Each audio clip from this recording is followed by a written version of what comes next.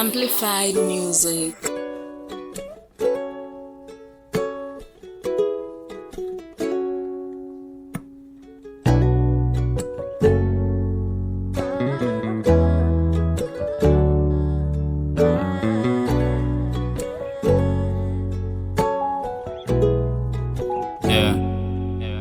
Ndatora peni ndagara pasi ndanyora tsamba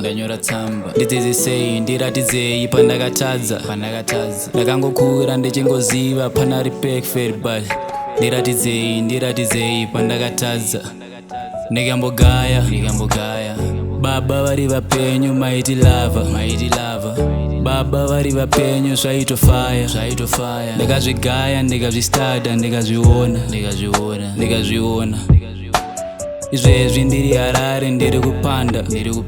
ndiri kuzama ndiri kutsvaga zviri kuramba asi handina kwekudzokera nchiri ndadzoka upenyu hwangu huri maoko enyu baba vakandirasa asi imimi hamundirasi vangandirasa vangandisema vangandibuka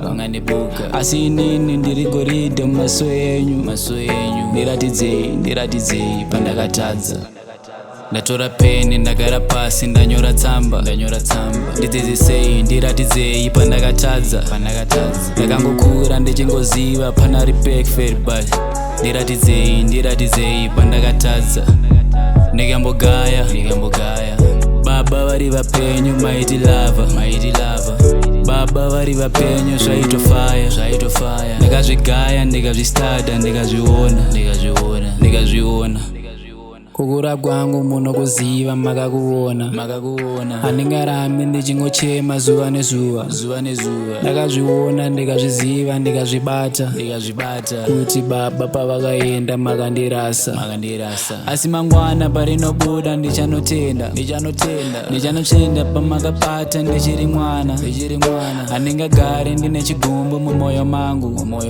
asi kutonga ndekwa Mwari ndiye anoziva aka kasongo kandakanyora zvichindirwadza kuti wekwako anokushora agokurasa kuti wekwako haasiriye anokuvaka asi mangwana parinobuda ndichanyaradzwa.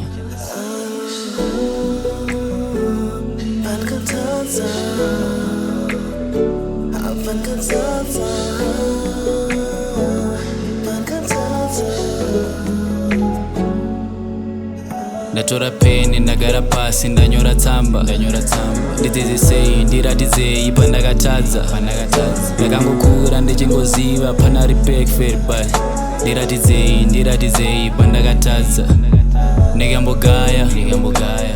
baba vari vapenyu maiti lava baba vari vapenyu zvaitofaya ndikazvigaya ndikazvistada ndikazviona